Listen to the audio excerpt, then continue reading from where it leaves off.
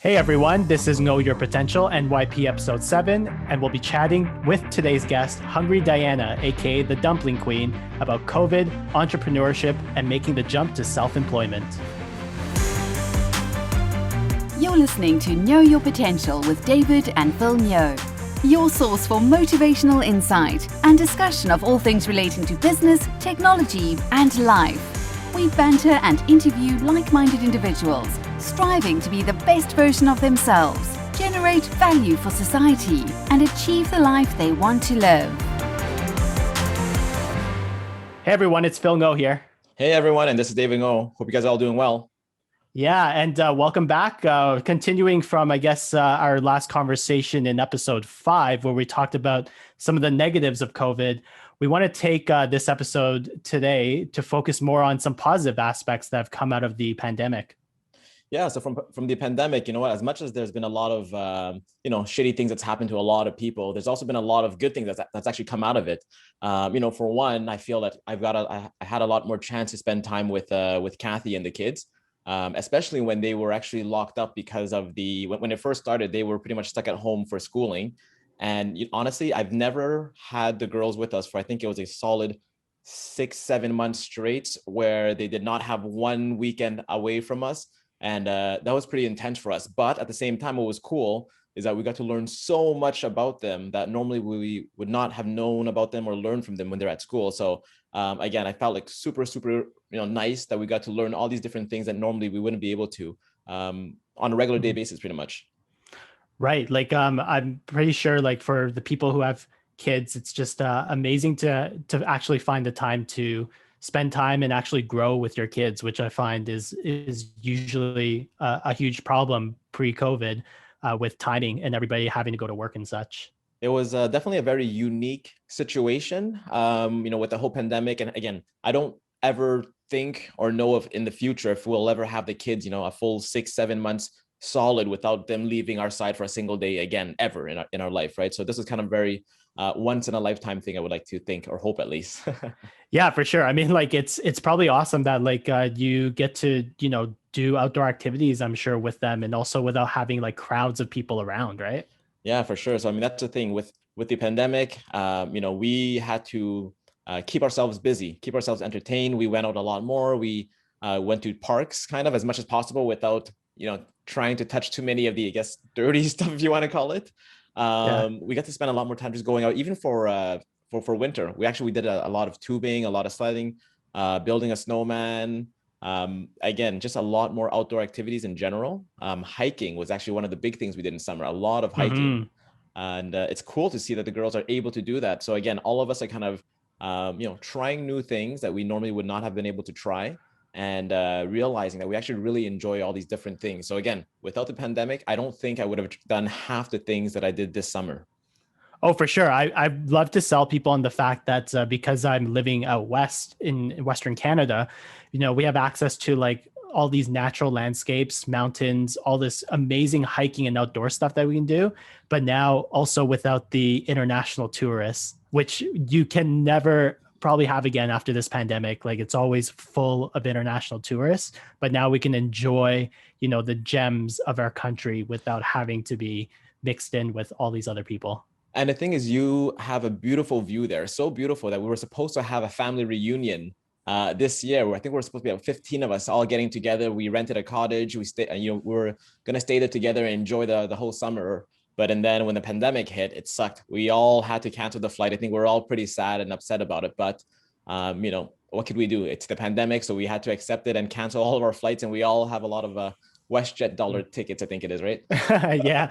I mean, it really makes you appreciate all of the little things in life, being able to spend time with your family. I never thought how precious it would be to actually for us to be physically together.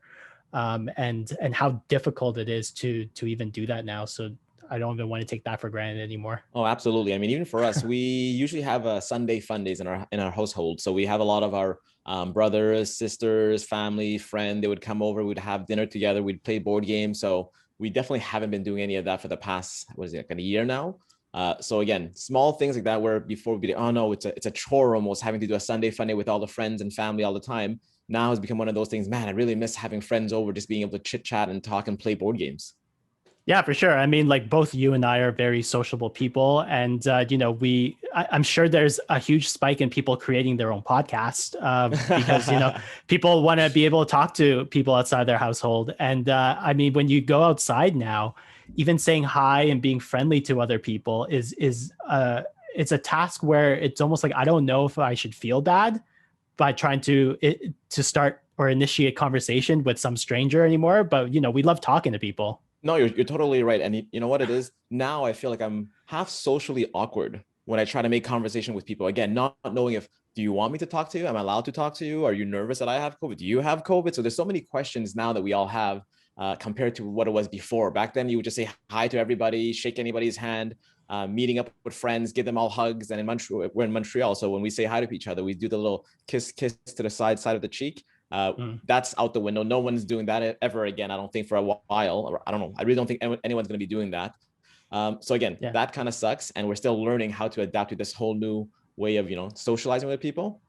Right. Because even when I, go out to, get my government paperwork updated and you're talking to someone at like the equivalent of the DMV in California, I mean, it's so weird having that awkward silence between us and having a barrier in front between us. And it just makes it difficult for me to actually converse with this person because there's a barrier. And also I'm not sure if like this awkward silence should be there. I'm kind of at odds. Yeah. So, I mean, again, this kind of really makes us miss having regular conversations with people. But again, some of the other great things that came out of, COVID per se, if you want to call it that, good.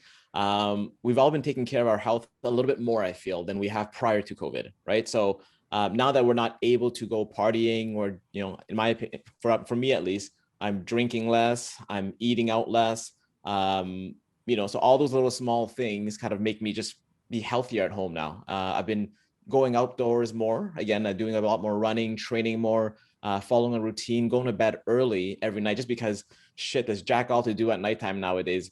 With the 8 p.m. curfew. By 8 p.m. we can't go out. We're stuck at home. So for us, for Kathy and I think we're sleeping by 10 o'clock, 10:30 is like our latest nowadays. Yeah. I'll give you the contrary perspective. For me, like I had been slacking on my physical health during this entire pandemic. And what actually really allowed me to step up to the plate and really feel good about working out again was actually doing Kathy's online classes that she does on Instagram Live every Wednesday. And that actually, I see how hard you're working. And because every time after you're done working out, you send us those pictures and videos and you're dying. You can't fake that sweat. That's what I say. You cannot fake that. So again, it looks like you've been really training hard. So good stuff for you for following with Kathy's training.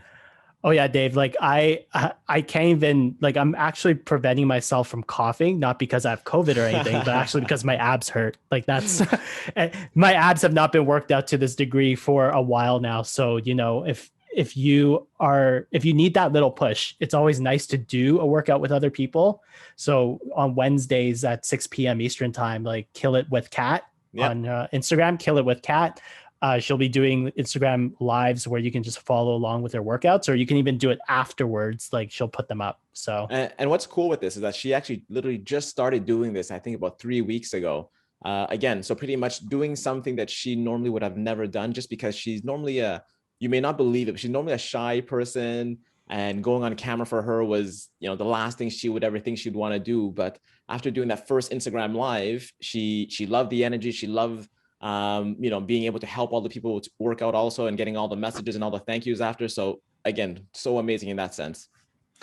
Yeah. And, David and I both love talking to people, and we couldn't help but actually have someone come onto our show and actually share their short story with us today. So today we have a special guest. We have Hungry Diana, aka the Dumpling Queen. Hey, Diana. Hello there. Hi, Phil. Hi, David. Hey, Diana. Welcome to the show. Happy you can make time to have this little interview with us. We really appreciate it. Thanks for having me. I'm happy I can take a little bit of time away from the dumplings to talk to you guys. Of course. So pretty much what it is on this episode, we're talking about COVID and all the ways it's affected people negatively and positively.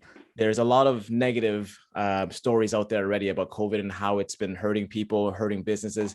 And you know what? There's been a lot of sad stories. So we wanted to try to do something a bit more uplifting and talk about something else that where, pretty much how you were able to take your lemons that you got, served to you and turn it into lemonade. So first things first, can you give us a quick rundown on pretty much what you were doing before COVID, before all this happened? Where were you?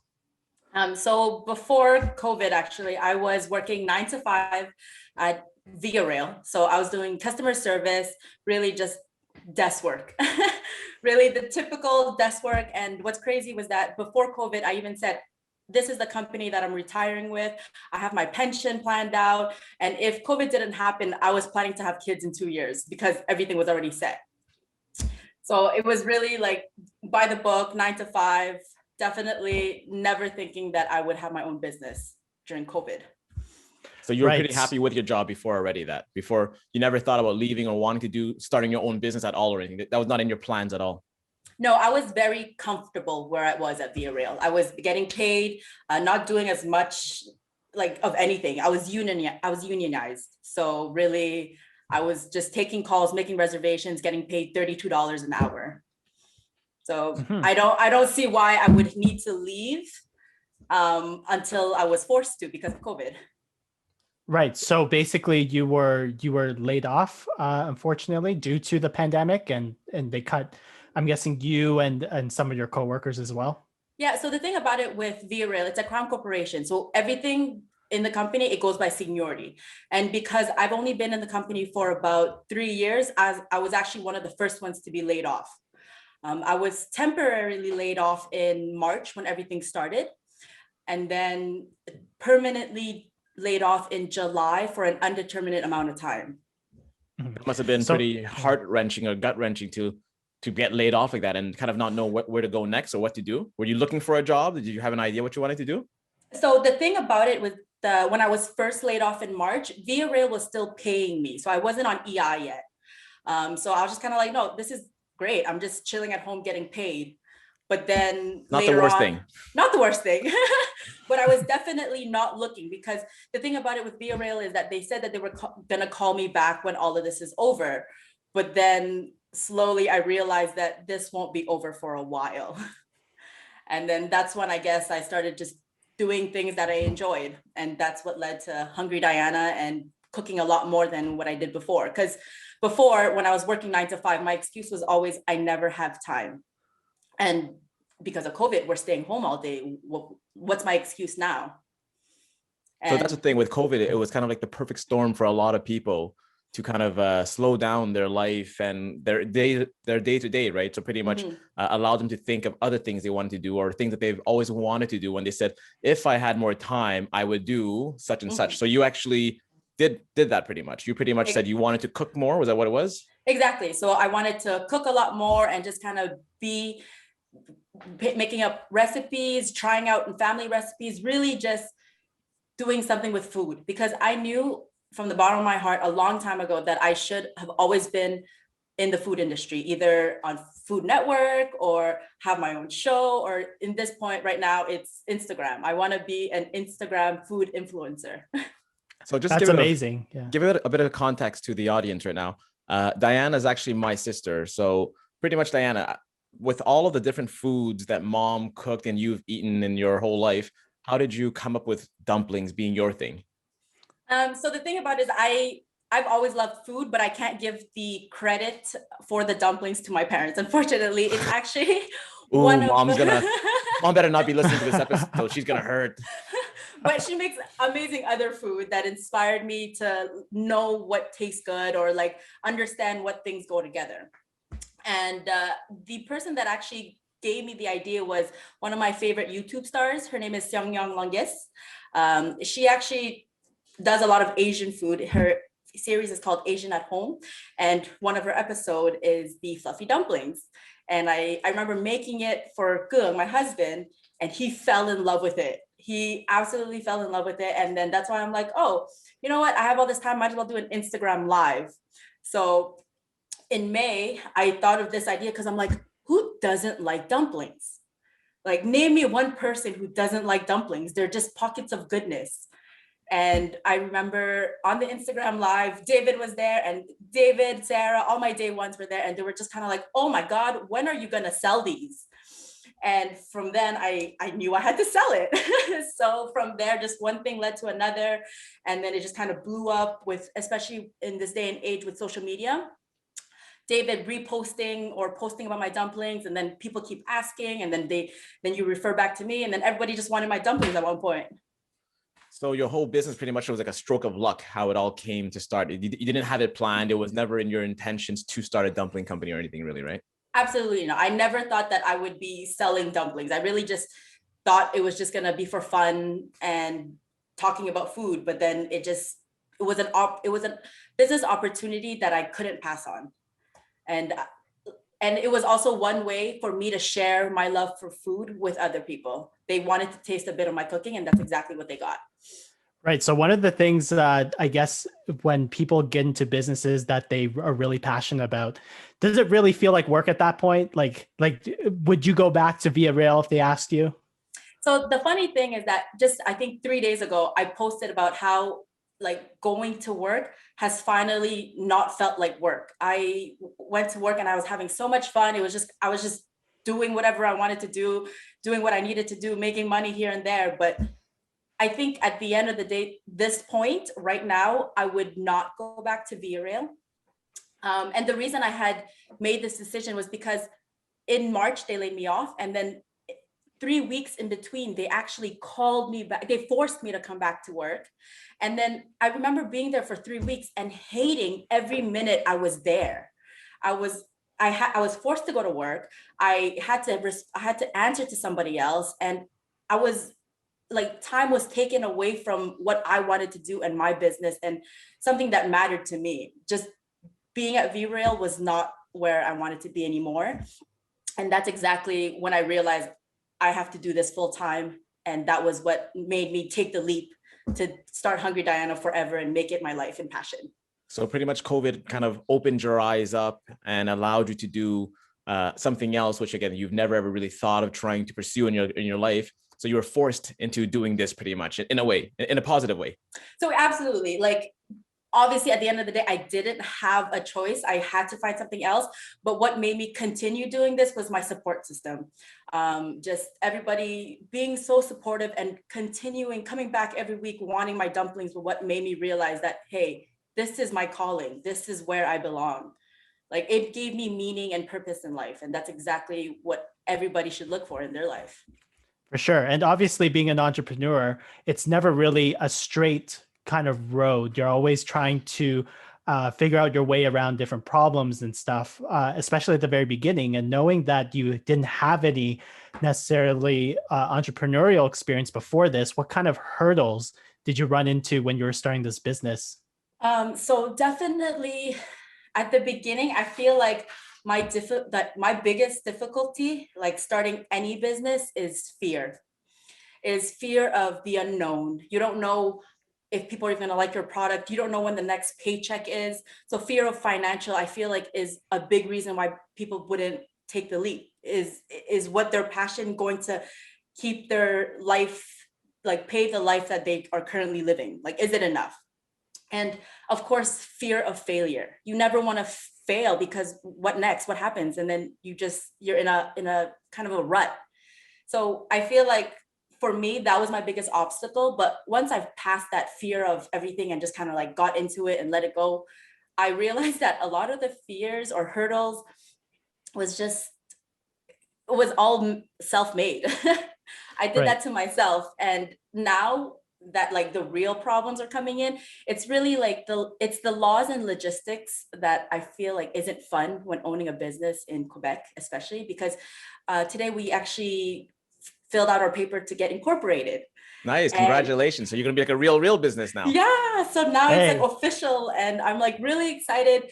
And so one of the hurdles was that apparently some of the documents only comes in French, and I speak French and English, I'm bilingual, but it's just annoying that government paper makes it so hard. Like, terms in French is like, it doesn't make sense to me. So I think that was a big difficulty. And also just kind of the food safety that I have to deal with, because I'm feeding Montreal, right? Like I don't want to get anybody sick.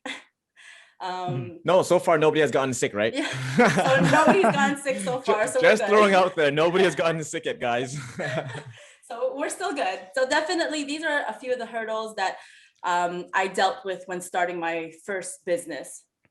So Right. fear is probably the number one reason most companies do not get started. Most people do not ever aspire to start their own company or do anything because, again, of fear of failure, fear of what people think about you, fear of, again, so many different things. Again, financial is one of the biggest things, right? So starting your company, Diana, did it cost a lot of money? Did you have money saved? Or you, like, the financial thing is usually one of the biggest hurdles people have before starting a company, right? Yeah, so lucky for me, I guess, because working at VRail, I did have some money already saved regardless. But I definitely didn't need any financial support, but I had a lot of support. So for example, David, like you were my biggest motivator, supporter, and mentor. Like all my business questions or just anything about starting a business, why would I not ask my very successful brother who's already has almost a $10 million company? Why would I not ask him? It's much further. It's much more than 10 million, if you're wondering, but just throwing it out there.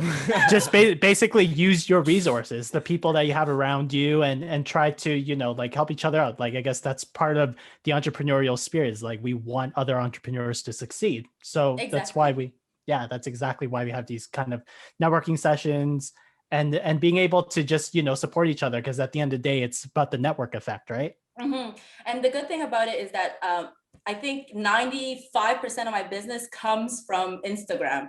So I am one of those people that I appreciate every post, every story that you make. I actually go on there and reach out to other businesses, small businesses, and support them and push them and just do what David did to me, because it helped me so much to get to this point. And being part of this food community in Montreal has helped one another, to all of us to kind of like be better together. And I guess when you surround yourself with that mentality, that thrive that everybody has, you want to get there all together. For sure. I mean, first of all, thank you so much for your nice compliment and your kind words, Diana. You know what it is? I think as business people, the idea is that you pretty much want to help and support all the people around you, because the more successful people you have around you, the more driven people you have around you, the more you want to achieve higher also, right? So that's kind of really the whole idea behind business people wanting to help other people. It's not, again, the pie is big enough for everybody. That's how I see it, or business people should see it itself. So again, with all of this, Diana, it's been pretty cool and amazing that you jumped out of your comfort zone to do all of this. Again, it's not a small feat, especially for someone who's had zero experience in business or anything along those lines before this. Yeah, exactly. So going with that though, like, what other plans do you have for the company? Like, are you making noodles now? Are you, what's going on? What can you tell us? So for sure with Hungry Diana, within the year, what I would like to get into is there little mini marts. So like little Vietnamese sandwiches, and be sold on the shelf. So all I have to do is technically become a distributor. I want to make dumplings to sell to them so they can resell it to other people. I think that is my plan for the year, but I've thought about it, what I wanted for Hungry Diana in the long run. And I definitely want to just kind of sit back and let the company kind of do its thing. So getting into grocery stores would be a big deal. I've thought of getting into Costco, but I think I'm going to avoid Costco because I've heard a lot of just kind of like branding and kind of problems with their customer service and all that, but definitely in Asian grocery stores and hopefully international within the next 2-3 years. But I mean, your business itself has been doing pretty well. It's been slowly taking off to the point of where you actually had to have Gong quit his job and join you with your dumpling empire, pretty much. Yes, absolutely. I was at a point where I'm one person. I can only roll so many dumplings. And ever since Gong came into the picture, it's been so much weight lifted off my shoulder. He has cut my rolling and dumpling folding time in half. Not only that, but he actually does all the logistics. So he runs all the numbers. He gets all the stickers, the merch, getting incorporated. Everything is him. I'm really just the dumpling making machine. So he's yeah. So he has made he's brought Hungry Diana to another level for sure. So do you guys still have the same relationship, or can you guys separate work from your regular relationship, or how does it work at home now? Is it all just, how does it work? So the one thing I learned working with my husband as my partner is compromise. Compromise in every aspect of my life, because, for example, he is a night owl. So he will wake up at 10 a.m., but me, I will wake up at 7 a.m. and go to work. But because of him, I can no longer do that. So I had to compromise to go to work a little later, but then I turned it into something positive and made it like, oh, clients can come pick up in the morning now instead of just all in one day, because now it's so unbelievably busy that I think I have to get a fourth freezer. And wow. Congratulations. Thank you. And I can't have customers waiting Saturday morning. For the past 2 Saturdays, there's been a lineup outside my door to pick up dumplings on Saturday, because that's how busy it is. I hope they're social distancing with at least 6 feet apart, because social distancing. we don't promote, gatherings right now during this COVID time. No, definitely respecting the 2 meters. No worries here. Great. So what advice, I guess, would you give to people who are just kind of like on the edge right now about what they want to do? There's a lot of people out there that are going through this pandemic, not knowing what they're going to do or what their future looks like. So what is that thing that you would love to tell people to kind of get them to sort of pursue those dreams that they have? My biggest advice is definitely just start. Just do it. Just take the leap, because once you get there, there's no turning back, and you're going to be so much happier. Because so many times people always come up with excuses, but now what's your excuse? Like, what else are we doing? Because of COVID, I feel like it has made us understand and appreciate the people around us, understand what we really want in life, and really don't waste any more time on something that makes you miserable. If your job makes you miserable or just not as happy as you could be, you should make a change. Act on it now and don't wait any longer. Just do it. Very nice. So with the last question we have here, Diana, after all these hundreds or thousands of dumplings that you've rolled and you've probably tested yourself before selling them, are you still eating dumplings? Do you still enjoy them, or are you hating them now? It's okay if you tell us the truth that you hate them. I can understand. If I had to eat 1,000 dumplings, I might get a little bit bored too. So feel free to just be honest.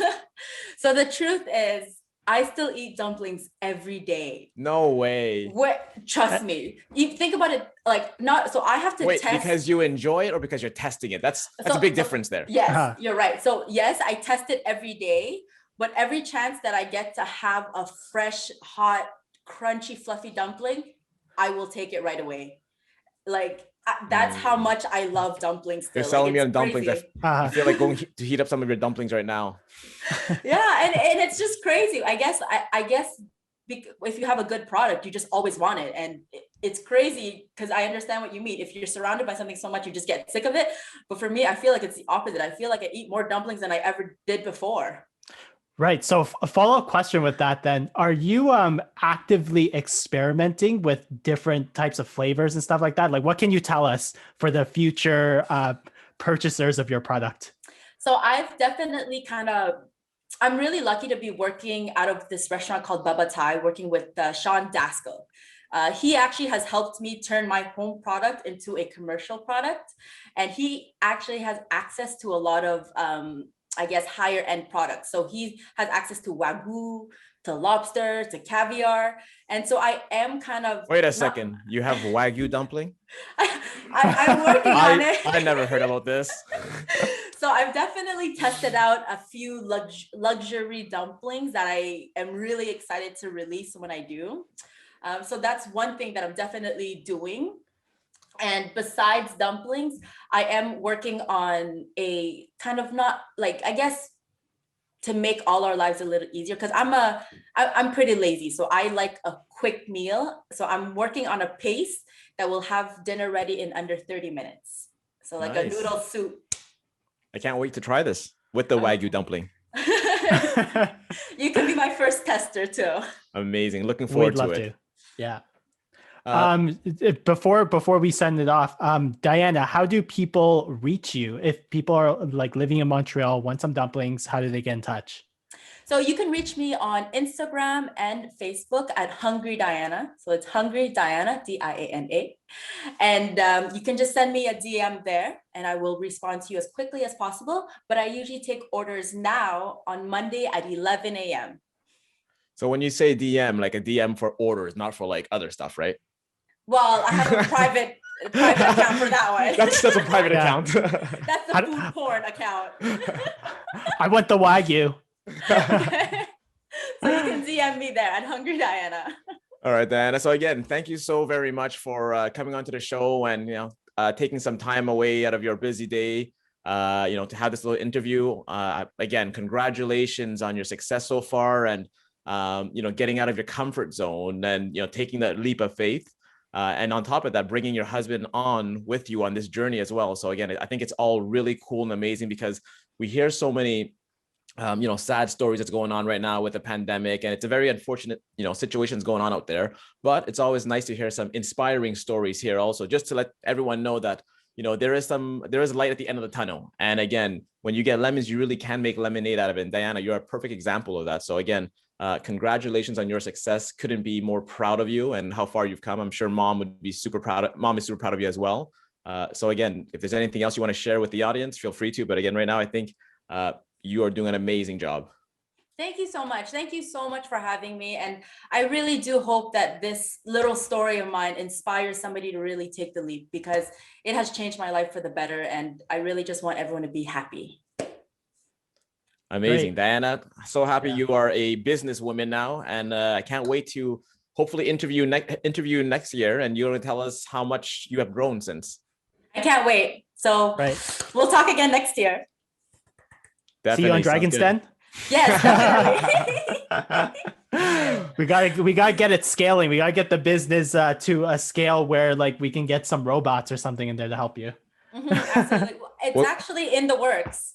We'll talk some more after this episode. We'll see how we can help you scale. Okay, sounds good. You can be my dragon, David. Sounds good, Diana. Thank you very much again. We'll talk to you soon. Guys. Thanks, Take care. Bye. All right. Well, that was Hungry Diana, aka the Dumpling Queen. Thanks again for coming on to our show. If you know somebody who has a positive COVID-19 story to tell, please reach out to us. We love talking to people and we love hearing the good out of what has come out of a crappy year. So if you know anybody, please reach out to us on knowyourpotential.com. That's NGO, yourpotential.com. And you'll be able to get in touch with us there. So thanks again for everyone for listening, and we'll see you again soon. Take care.